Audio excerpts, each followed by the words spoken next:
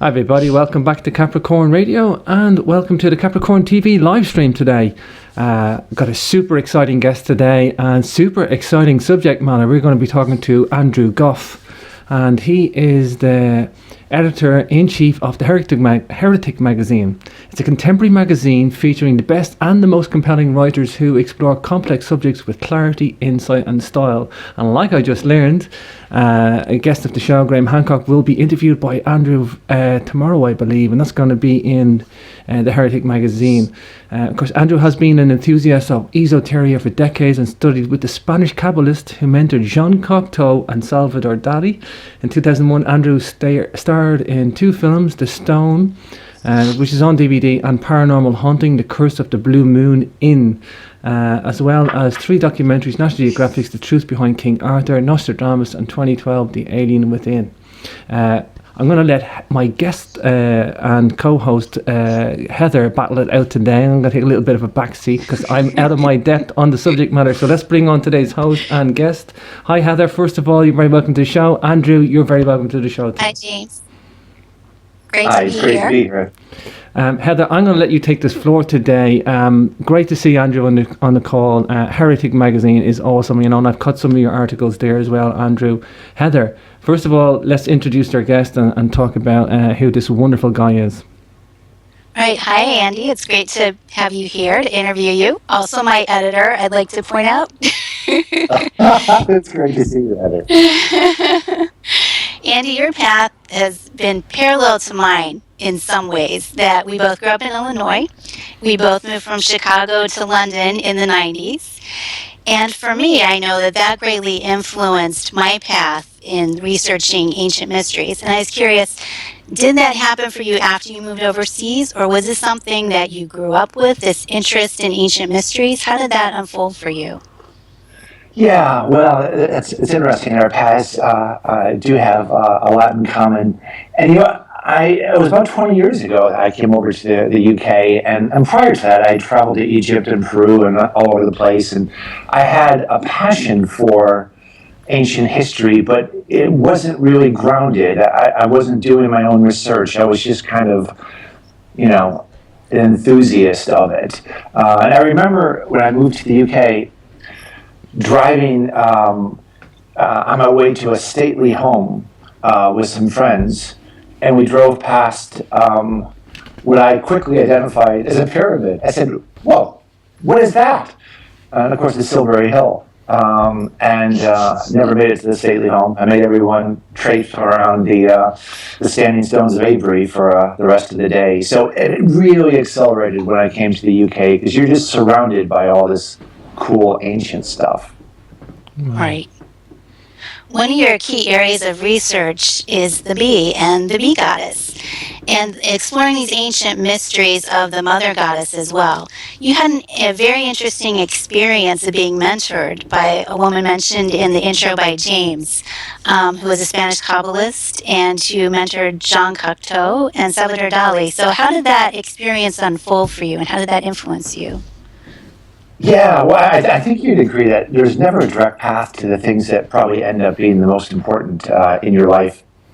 And that's certainly true for how I got involved in the bee. I was into Rennes-le-Chateau. I was chairman of the society that looked after the Rennes-le-Chateau study, the study of the mystery.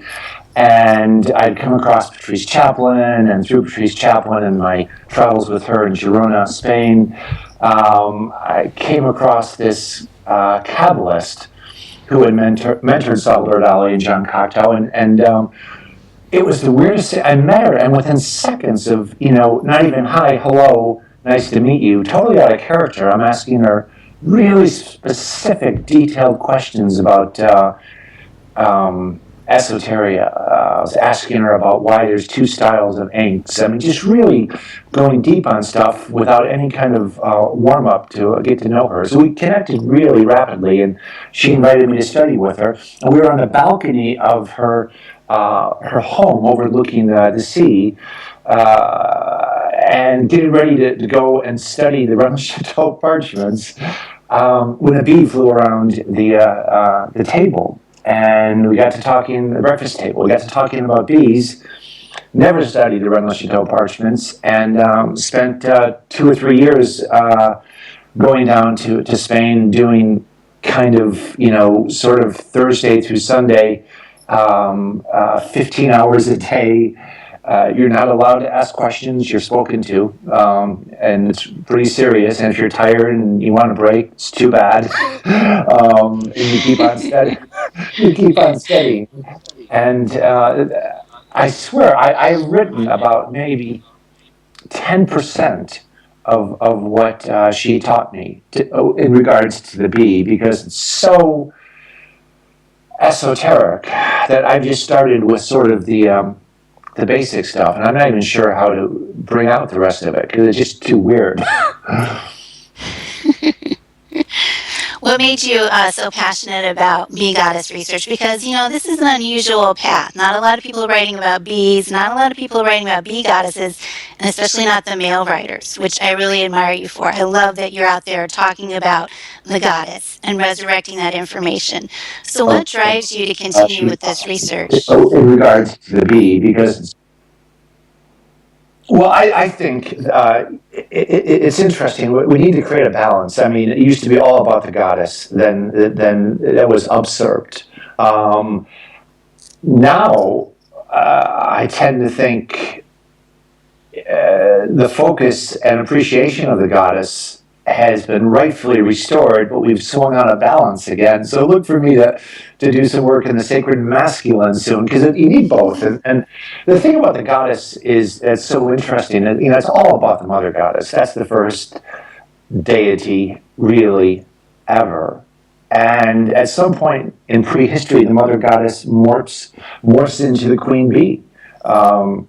And we see statues from 25,000 BCE now laid in honey as a sign of royalty, a sign that the mother goddess is in fact the queen bee, and that kind of makes sense. And just watching and observing the mythology from prehistory into modern times, the connection is demonstrable, and I don't think it's really been made before, because a lot of the symbolism of the bee in prehistory is very stylistic, and you just don't recognize it for being bee symbolism. Incredibly fascinating, Andrew. Do we attribute this to a matriarchal way of life, this queen bee study, this philosophy around the bee? Yeah, the ancient cultures, it doesn't take a lot to imagine why the mother goddess would be so important. It was all about fertility, and the bee gets associated with the goddess for so many reasons. On a practical level, honey is just really important nutritionally, for ritual, medicinal, for mummification. Civilizations who have the bee flourish; those who don't perish. And so from the earliest epoch, from a sort of agricultural standpoint, the bee is really important, and becomes associated with the goddess, because it's really all about fertility. And then you have the whole ecosystem in the hive spawning a whole raft of symbolism that's been adopted by Freemasonry and politics, and was coveted by Adam Weishaupt, who founded the Illuminati, but wanted to choose the name bees, but it was already taken. But I look at the early goddesses, and with Cabela is one of my favorites, and she is.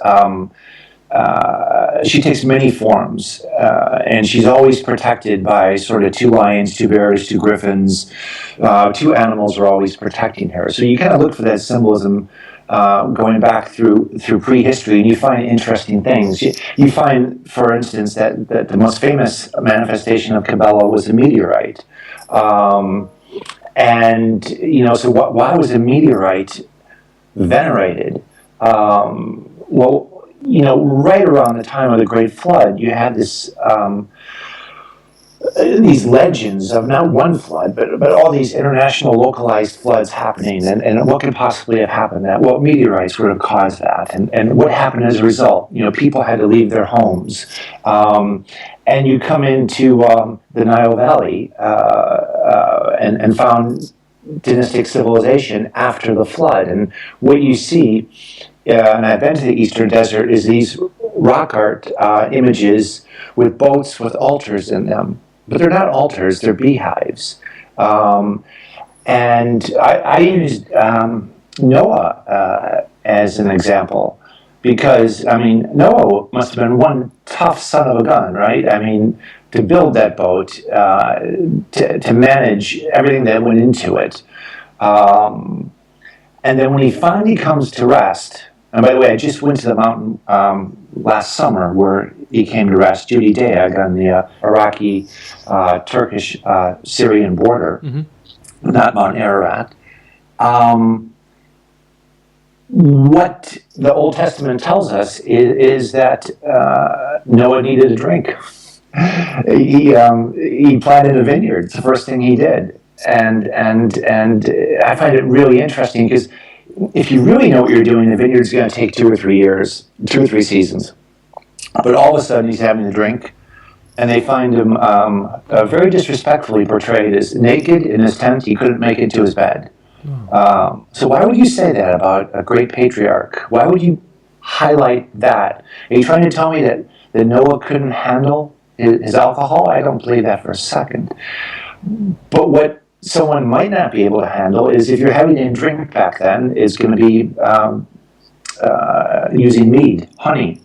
And the honey in the ancient world, particularly the Aegean, because of the rhododendron, amongst other flowers, was hallucinogenic. And you never know how powerful it's going to be. So he must have had a drink, never anticipating that it was going to knock him for 6. So bees were on the ark. Bees are what were in the boats that were dragged across the desert to Egypt. And then you look at Egypt, and there's nothing but bee symbolism. It's amazing.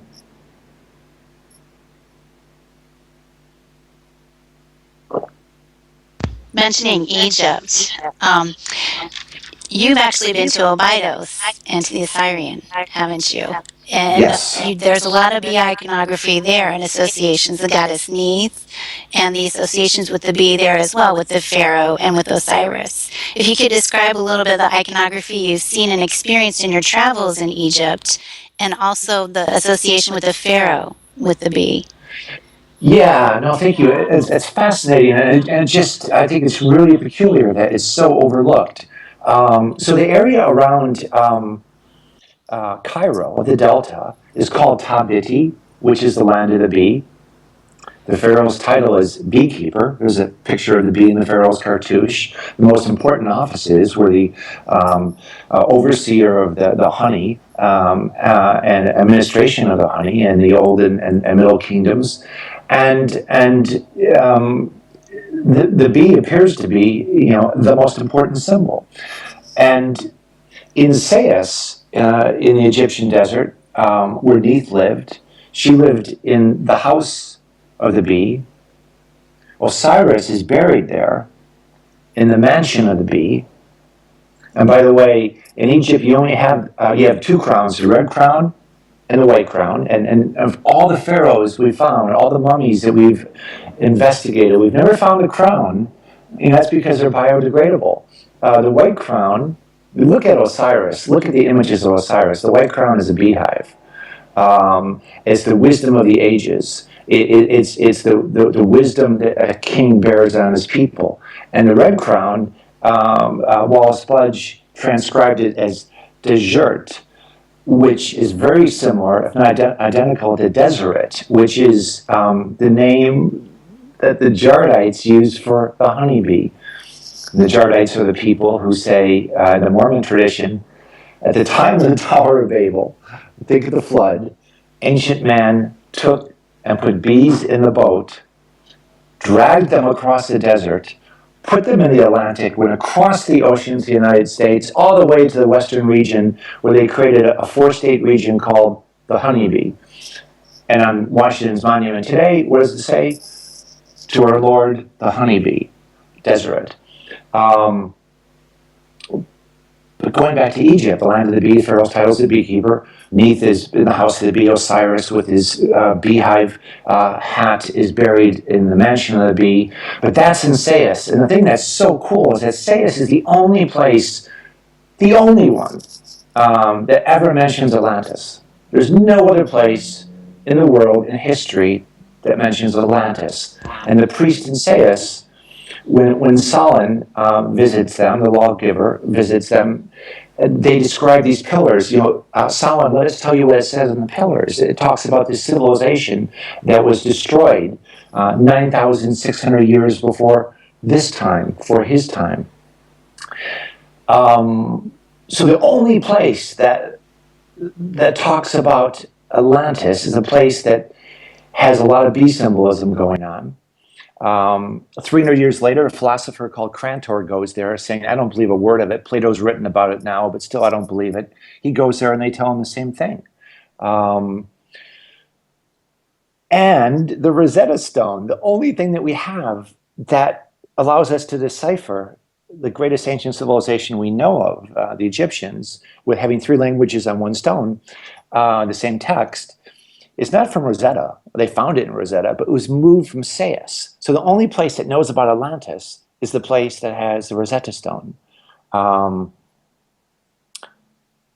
it gets weirder because Atlantis, I believe, was Minoan Crete. I've been all over Egypt, and I know you have, and there's no place in Egypt where Egypt is bowing down to some other ancient civilization.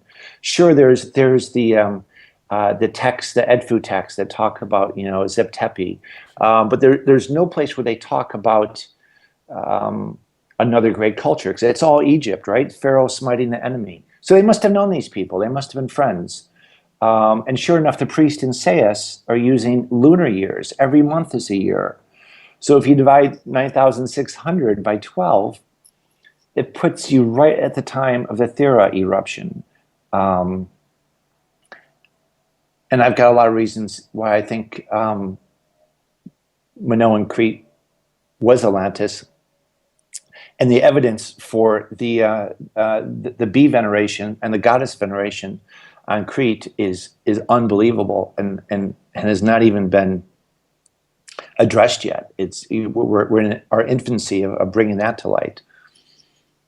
Yeah, because that's something I've talked about with you personally before that I want to explore further too, is this whole connection of Artemis, who is a bee goddess, but we also have the bear connection, which you talk about on your website, that we have Artemis unified with the bear and the bee connection and the connection to Arcadia. So is there some kind of Atlantean connection there that I believe that there's a thread there that can be followed? Wow, I bow down to your research there, because I think you're kind of leading the charge there. But so where was Arcadia? I mean, it was supposed to have been in the Peloponnese, and Greece extended to Asia Minor, to Turkey. Then, so you have Ephes, whose Bronze Age name means the bee, whose coins are the bee, and there you find the statues of Artemis, where she's just laden in bees. And you also have these fantastic sort of legends of the bear. And ironically, the bear is the biggest natural enemy of the bee. The bear used to be called, as a result, bee wolf, and that's where Beowulf comes from, which is kind of interesting. But yeah, no, I think that needs some more work. I feel another heretic article coming on for you, Heather, because that's I know, right? a real, really interesting. But the point you bring up, and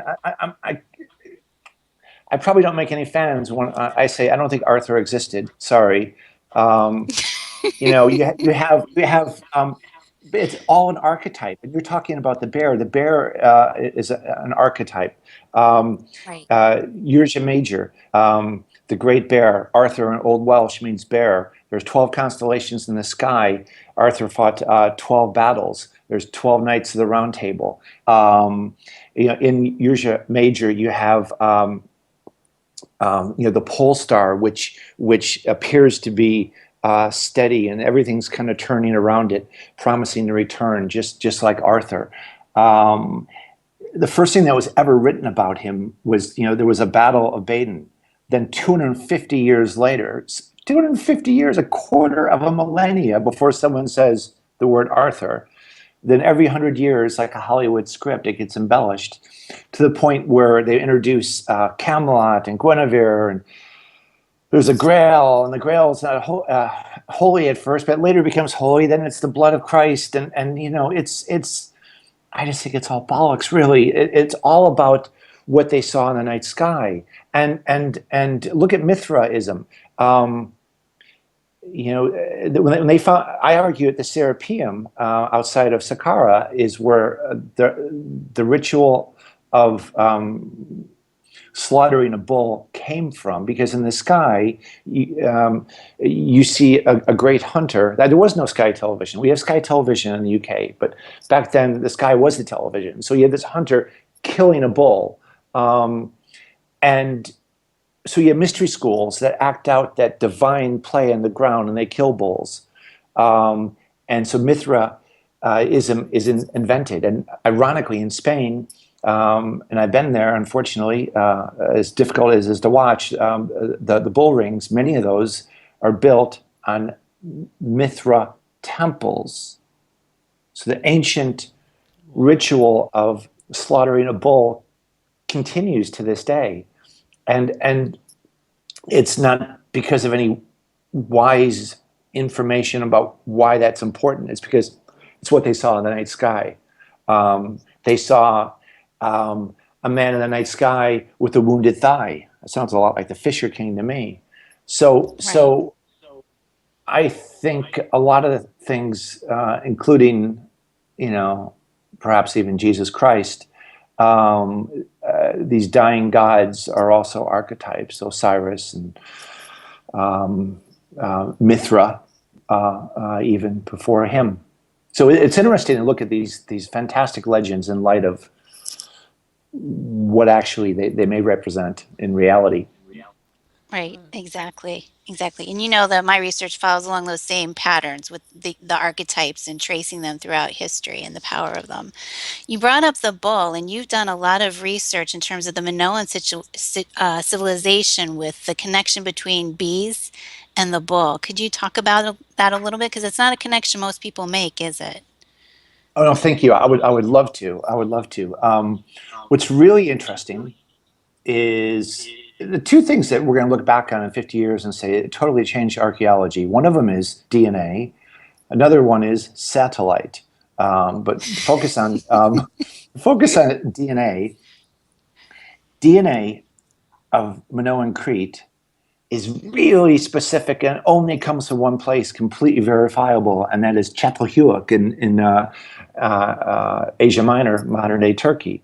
So the oldest civilization, the oldest Neolithic community, as written about by Michael Rice, the most conservative of Egyptologists, he said that the archaeologist in Çatalhöyük mentioned the fact that the double axes, which were carved, axes that have blade on each side for fighting.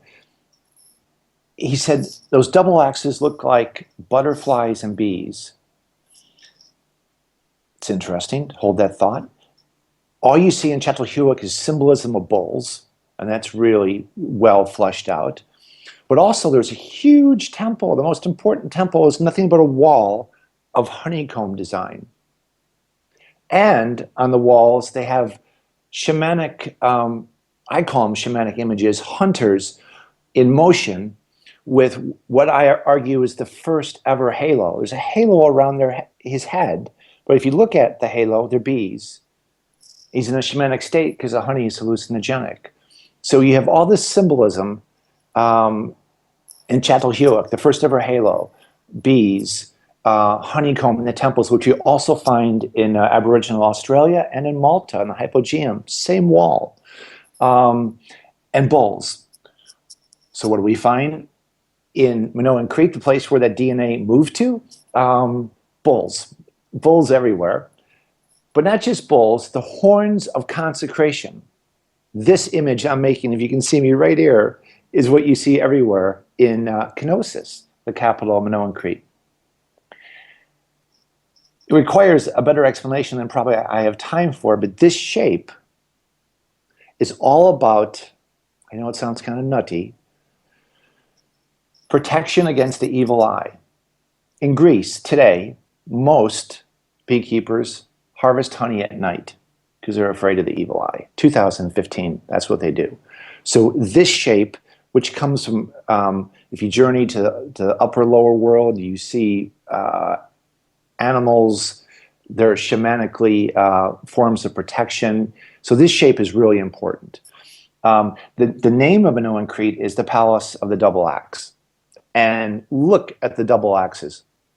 I cover them in my lectures. They're the most feminine things you've ever seen. They're bees. They're stylistic bees. What do we know about Knossos? Well, the King Menos, his son drowned in a vat of honey. Yet those huge jars, archaeologists say, well, we think they were used for oil. But the king's son drowned in honey. And so you have not the palace of the double axe. You do, but the double axe is a bee. So it's the palace of the bee. And I found that on 4 regions in Crete, they were growing poppies. Poppies are what you use to produce opium, and from opium, heroin, and add to that hallucinogenic honey, and you've got quite a concoction. No one knows where the wealth of the Minoans came from, and I argue they were the drug lords of the Aegean. They have a mosaic image of their own boat in the museum. And the boat shows these little honeycomb compartments where you would keep these drinks on the bottom of the boat. That's all that's in the boat. And if you drink too much of it, you go blind. What happens to the Delphic bee priestesses? They go blind. Akhenaten goes blind. And there's much more. Unfortunately, it's a big graphical, and to see images of it would really, really help. But I know that when Thera erupts, it's not just one massive eruption, and that's the end of Crete or Thera. There's 3 of them over about 90 years. And this Malia bee pendant is the most famous artifact of the Bronze Age, perhaps in the Aegean. And it shows 2 bees with regurgitated honey and pollen on their feet, like they only keep on their feet in Crete, and a poppy cage up on top. So again, alluding to this kind of shamanic element. And Malia is directly below Thera, 60 kilometers to the south of it. So this is where the tsunamis would have come. So the Malia bee pendant, that wasn't a cemetery. It's where they were making sacrifices to the Earthshaker to save their civilization. And the ancient texts and poems talk about around this time, the Cretan priests leave and go to Delphi. And they go to Delphi and they create an oracle stone that is a beehive with a hole in it. And they call the priestesses the Delphic bee. And this whole tradition of bee veneration goes on to Greece, from Atlantis, from Çatalhöyük. At least that's what I'm working on. I'm blown away. I'm absolutely blown away. I guess I just want to jump in. I mean, I guess we're in a new era, and I love guys like you, Andrew, that provide not only the Heretic Magazine, because I see you out there researching this stuff. I know this doesn't come to you. This is a matter of exploration, anecdotal evidence, research, knowledge, getting into the books as well as getting out in the field. I know just from listening to you, that didn't come by too easy, that information. You got out in the field to do that. But we're in a new era, Andrew. Let me just maybe put that in. Where do you see us now where we're able to differentiate between these archetypes, where we have religion, science and history all fusing into one? Do you see this as a new era for mankind? Yeah, but I think those notions will require another generation. We're still in. We are products of the internet generation, but there, generation us plus two. I think a lot of this stuff will be all known as fact. I mean, if you watch the movie Interstellar, it's so funny because they speak of the fact that the U.S. Apollo movement was all fake just to bankrupt Russia, and that's now being taught in the children's educational book. So I think stuff kind of like this, that people believed in King Arthur, and there were many great kings who aspired to have his qualities, but actually it's an archetype based upon what was viewed in the night sky and acted out in mystery schools on the ground. I think that will become the standard, really, really. But there's a lot of things standing in the way of that. I lived in Istanbul for a couple of years, and one of the things I always wanted to talk about there, and I did do some lectures there, but I was always afraid to go deep on this one, and that is the most venerated stone, most venerated object in history, in terms of the number of people who have seen it, is the Black Stone at Mecca.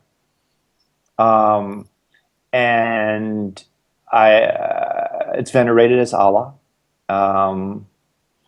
And I believe it's Alat, the old woman, the goddess of fate, is her name, and priestesses used to dance naked 7 times around her counterclockwise. I believe that when Rome was losing the war to, I don't believe, we know for a fact, Rome's losing the war to Hannibal. It's 200 BCE. Meteorites are falling. They think it's a bad omen. They consult the Sibylline books. They say this is really bad. You have to go to Turkey, get the mother goddess, bring her back. The mother goddess is a meteorite, revered, because there's this memory inherently that that's what usurped our world and caused this flood.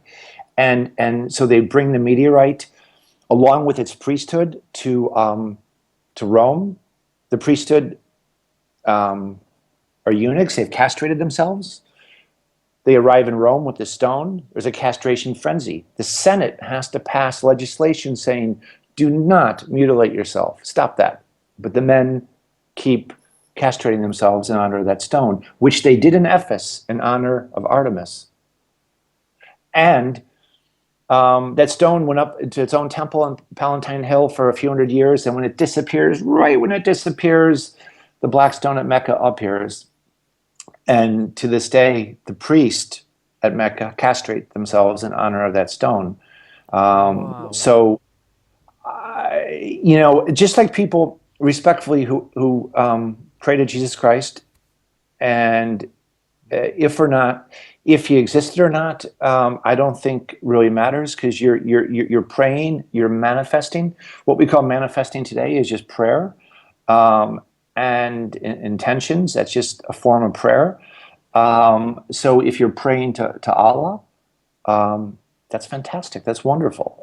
It doesn't matter that that stone might be the physical embodiment of something that used to be worshipped as Alat, the old woman, the goddess of fate. And what a better name for a meteorite than the goddess of fate? So it's going to be a while before the history books say the Black Stone of Mecca was Cabela. Wow. Right? Wow. In a couple of your heretic articles, you talk about this, the Black Stone and Sybil also being venerated as a meteorite that fell, the goddess who fell from the skies. And it's a really Yeah. interesting image, isn't it? That this is a meteorite that's being honored. And in terms of priestesses that honored Sybil, and as you're talking about the Black Stone, you also did an episode in Forbidden History talking about the veneration of, in ancient cultures, the role of the priestess. What role did the priestess play in ancient cultures, and how important was her role? Well, very, very controversially, I think she originally had a very profound role. Look at Ronald Reagan and look at leaders today, Putin. People consult experts who have sight into the future, into how events play out. And the past was no different. And these women were amazing. And I really think it comes from a very pure and innate ability to have sight. And whether it's drumming or hallucinogenic honey or mushrooms that aid the entrance into that world, I think that's real. That said, I do think it became horrifically sort of like the Las Vegas of oracles, Delphi was, and I'm going to get just hate mail for that. But do you know, at Delphi, before you were granted permission to come and speak to the oracle, you had to fill out a survey, a big questionnaire, massive questionnaire. They knew everything about you by the time that you arrived. They knew how much money you had, and they knew what kind of show they were going to put on. And the priestess would put the honey in Delphi is so hallucinogenic to this day. They knocked down the beehives. 2015, they're knocking down the beehives in Delphi because they're hallucinogenic. They don't want a tourist going, oh, honey, and then tripping off their head. But these goddesses reference the work of Marguerite Rigoluso. They were putting the honey all over and inside their body. And they were absolutely off their heads. And who interpreted for them? The priest. And if they needed an answer, they would use carrier pigeons to go off in the distance and get answers to questions. So it became a bit of a farce, in so much as it was big business. When I did Forbidden History, we went to in search of the real Hades, and Hades around Naples, around Pompeii. We know it's around there because all the historical references by Homer and others in their ancient texts say it was this far from this lake and it was, by this village. So people dedicated their lives to finding out where exactly it was. And it's very interesting because Hades appears to be real. They created it, complete with the river Styx. I was there, 500 feet under the ground. It's completely off the tourist track. You have to get special permission. When you do a shoot like that, there is a guy called the Fixer, and the Fixer takes care of this stuff. And the Fixer spent a year and a half getting access to that place. And if we weren't on the air, I would tell you what he had to do in the end. It's unbelievable. It's hysterical, and it's very naughty, and it's all legal, but it's a bit personal. But he went to great lengths to get us access to Hades, let me tell you. But the original Hades, they shut it down because a prophecy from the Sibyl didn't come true. Oracle closed. You're dead. Literally, you're going to die now. So they reopened it, and a different one right by Lake Artemis, which is where Homer says it was, with a much better river Styx, where you can stand in a boat and take people across to a temple that you could only get across from that river. So Sibyls were very important. On a localized basis, extremely important. On a big oracle site basis, very commercialized. So it's interesting that they were both existing like that at the same time. Because I told you I watched the episode with my students and they got a huge kick out of it. But they couldn't believe you're going down in that little tiny tunnel with it being so hot, down to Hades, literally. Just they couldn't believe that you were braving to do that. Yeah, I watched Robert Temple. I'm a big fan of Robert Temple. He went down in there. And Robert Temple is, a proper English gentleman. He's a friend of mine. And he wore this button-down shirt and he had a scarf. So I remember I came out that morning to do that shoot, and the director, who's you probably know, Bruce Burgess, looks at me and goes, "Is that a chiffon scarf? 10 things you never hear on a dig into Hades. Is that a chiffon scarf? Get the scarf off. And what are you doing with the white shirt?" So I got bollocked for my attire that day, I remember, but I kept the white shirt on. Never mind. I That would only have saw one that. dark mark on the white shirt, though, Andy. You did really That's well. right. Wow. You're obviously a passionate guy, Andrew. What drives you? What drives the passion? Well, I think there's a lot of mysteries out there. So I'm driven to find the answers to the mysteries as much as I am to debunk some of the rubbish. There's so much rubbish Granted, um, granted. that let's just focus on, let's get all of our concerted efforts on exploring stuff that's real, and kind of stop with a little bit of, like, everyone talks about the Holy Grail. That just drives me nuts. Because the only place the Grail was ever mentioned, and it wasn't holy when it was first mentioned, Mm. very specific. You can argue if it's the French text or the Welsh text, but it was a head, a platter, or a stone, depending how you interpret it. But now it's the blood of Christ, and it's a bloodline. And the same thing with Atlantis. Everyone talks about Atlantis, but I'm like, oh, there's only one place ever where that's mentioned. So there's ancient civilizations, and Graham Hancock and I disagree on this. I asked him when I interviewed him Sure. a couple of years ago, which he called his best interview ever. I'm really proud of that because he's the man. We all owe an awful lot to Graham. Sure. So I said, "Where's Atlantis?" He says it's everywhere, and I'm like, "Oh, no, I don't agree." Uh, but the ancient world and ancient Sure. civilizations that go back ridiculous periods of time reference the great work of Michael Cremo. I mean, come on, um, much further back than Atlantis. And I think, Graham's new book, I think, is going to have some more insight into that. So I am going to interview him tomorrow morning. I'm excited about that. It won't come out till October, probably, Wow. in conjunction with the book. But it's going to be exciting. So Wow. I'm I better be on can't. my toes. I can't wait for the new book. I mean, I'm going for the book launch on September 10th, and I just think it's going to be a really exciting book. I think it's going to tie up a lot of new evidence and loose ends from the last. I mean, 20 years have passed since the original Fingerprints of the Gods. Dare I say? I mean, I was only a teenager when that first came out, so I've watched a new paradigm come along Mm. and develop and grow, and it's exponential. I mean, alternative history was a very small genre 20 years ago, Andrew. You've probably seen it grow as much too, and Oh, it's been evolved. that book had a profound impact on me. It's one of my favorite books of all time. It really is, and I feel really fortunate to have been in London during that kind of boom because the conferences were just fast and furious, and you would go and there'd be Robert Bauval, and there'd be Hancock and Ralph Ellis and Knight and Lomas, and all these people were there, and it was just really, really exciting. And I think it still is. I think it still is. But I think we've come out the other side and are looking at things just a bit more reasonably.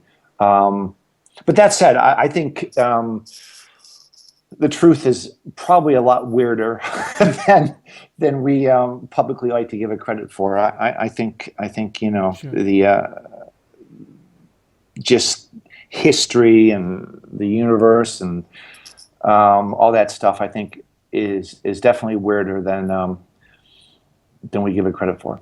I think you're right, though. It's very intoxicating to look and search for mysteries. It just appeals to people. But I think you're right. We can't drop our brain out at the same time. You need to have some sort of a grip on it, and don't just run with the stories that are given to you. I love these images. I'm sure you've seen them on Facebook and out on YouTube and stuff of the woman on Mars, the Mars rover picked up. Sure, Um, sure. it's just so weird. 'Cause don't you just think that so much of that stuff is faked? There's an article coming out in the next Heretic about all the things that we've seen on those images: dead rodents. There's rubbish. There's all kinds of stuff. I mean, it seems really weird that a lot of that stuff is faked, I think, Hmm. but Hmm. yet the truth about how other lives and other planets exist is far more interesting and far weirder. But I struggle with things like if we've been visited by extraterrestrials. Where's the physical proof? Show me one piece of physical evidence. One. Mm-hmm. The only one I can think of is the elongated skulls in one cemetery in Paracas, Peru. Sure. They have 20 plus different non-human characteristics, but were they even human? So there's no evidence of anyone coming to Earth. None. Zero. Zippo. So, if I'm in Chicago and I'm listening to WXRT, WGN is also playing, but that's a different frequency. They're both real, but I'm just tuned into one of them. So I tend to think it's more like that. The most famous UFO abductee experiences have been when someone's sitting in a chair strapped in and the person next to them is observing them all night. They wake up and they tell the story about how they were abducted, taken to a craft and operated on, but they never left. But we can't invalidate that. They're tapping in perhaps into another frequency. And I find all that stuff just, infinitely fascinating. Wow. What can you share with us, So, Andy, about some of your new TV work and the relaunch of the Heretic Magazine and website? yeah, so the Heretic Magazine is relaunched, and really excited about it. It's now fully readable on your iPhones and your tablets and PCs as well. And it's got some just fantastic stuff in it. And it's now quarterly. We were kind of doing it on best efforts, but now Apple, has got us on a tight schedule, so that's really good. Brand new website. If you think you have, we're really big on giving people who don't have a voice. If you have something that you like to share, send it to me. Hereticmagazine.com. Visit it. It's a website, not just a magazine, with all kinds of really good content. So I'm very excited about it, and very excited to kind of beginning to get a lot of different kind of stories out there. And I'll tell you, the current Heretic issue 6 has been out for a couple weeks now. We're just finishing up issue 7 in the background. That's when the Graham Hancock interview will be in, and that's coming out in October. But I'll preview a little bit without giving too much away, because you're always paranoid to talk about your stuff when it's fresh and new and no one has written about it before, to kind of give it all away. But, and people are just going to throw me in a bucket here when they hear that my next big piece of research after the bee is the sacred salmon. The Sacred salmon? salmon? Ooh, And it's all right. even better than the bee. Oh my God, how have we missed the salmon? Wow. I'm familiar I with mean, the not only, salmon being in Ireland. the Yeah, salmon of one of Ireland. yeah, Sean's yeah. middle names. One Oh, of it's Sean's huge in middle Ireland. names is Bradan, which is the salmon in Gaelic. So yeah, it's very important symbolism in Really? our family. I grew Yeah, I grew up with the salmon of knowledge in the Valley of right. Newgrange. The Exactly. And the salmon And the was story of worshipped Finn. at Tara, and the salmon of wisdom. I'm going to hopefully going to pop up to Scotland next week, and they have some salmon wells up there where they still keep salmon in the well and eat wow. it. So it's something that's gone on starting in Ireland, with the wisdom of the salmon. But salmon comes from the word Solomon, um, and was known to Sumerians, Babylonian, Hinduism talks about it. It's one of the most sacred, revered creatures imaginable. Don't want to give too much away, but its ability to go back to where it was born to die is fascinating. The natal homing, it's called. Scientists think it's not innate. It's something that's learned and imprinted, combined with the memory of the odor of where they were born. But it's a geomagnetic imprint of where they were born, which is really Incredible. interesting. Incredible. Because, well, in and of itself, it's interesting. But now scientists have come out in the past couple of years and say DNA contains memories of past lives. What? Right.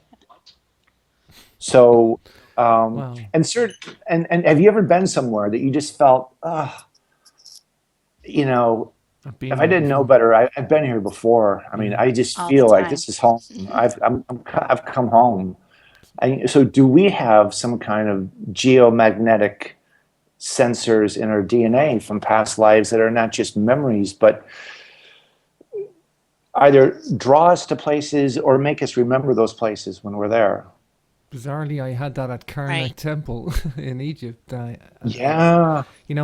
I'm like a maniac. I'm Mr. Extreme guy, and I go around Europe, and I've been in Egypt on 5 occasions, and every time I'd ever been there, and everywhere else, I'm like a maniac. I'm always on the clock. I'm trying to get to more sites, and but when I got to Karnak, I had this sense I was home. That I was remembering not details, but I was remembering the feeling of being there before. And it's like my brain switched off, and I wasn't me, and I just kind of. It's like when you walk in the door and you put your shoes by the hearth. That's the feeling I had, and it's a bizarre. I couldn't shake it off. Yeah. No, it's real, and it's there's a difference between that and this place is amazing. I'm in Borobudur. Oh my God, this is fantastic! I'm so excited to be here, but I don't feel that I used to be here.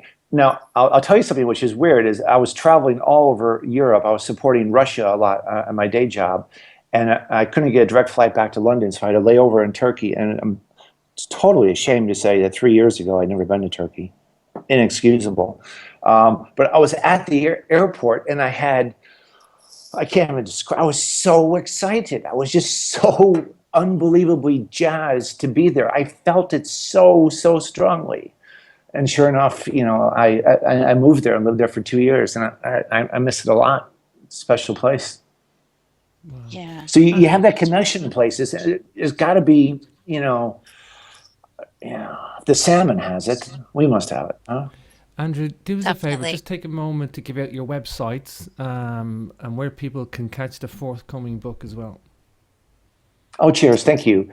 My website is Andrew Gough, Andrew, Gough, .com. That's where all my research is, and all the articles that we've been talking about. The Heretic Magazine.com is the magazine. Please do check it out. If you like, we're trying to become like the National Geographic of the esoteric world. Wow. Wow. But if you love, all the other great magazines, and I think we're all a community. No one's competing with anybody. But so plug them. New Dawn, Atlantis Rising, all that stuff. Great stuff. If you like that Nexus, even 14 times, it's all great stuff. So if you like that stuff, check out the Heretic, and I hope you like that too. It's only like it's like $3 for 12 huge, big, chunky articles, and so it's good value. I'll I stop love the selling it. book cover, by the way. The Hidden Hive of History. Oh, the Hidden Hive of History. Yeah. It's Well, the Hidden. it's a beautiful book cover, Andrew. I want to know who did your book cover. I want to buy the book Wasn't just it from Mark? looking at that cover. I must plug.